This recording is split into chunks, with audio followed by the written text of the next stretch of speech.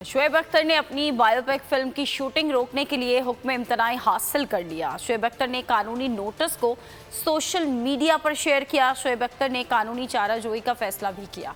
हुक्म इम्तनाई के मुताबिक रावलपिंडी एक्सप्रेस के उन्वान से बायोपिक के प्रोड्यूसर को फिल्म के किसी भी हिस्से की शूटिंग और सोशल मीडिया प्लेटफॉर्म समेत किसी भी सिनेमा घर या मीडियम पर फिल्म किसी हिस्से को रिलीज करने से रोक दिया है।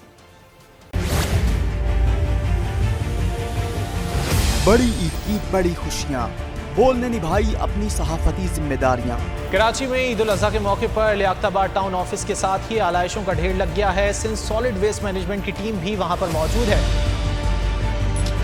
बड़ी ईद की खुशियों में भी बोल रहा सबसे आगे।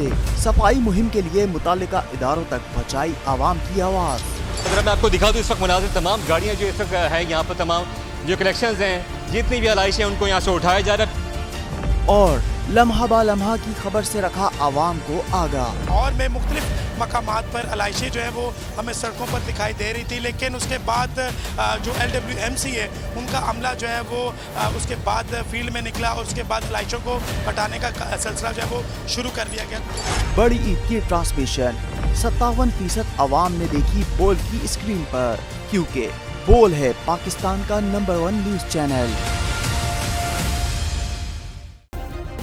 सब्सक्राइब करें और बेल दबाएं ताकि कोई खबर रह न जाए।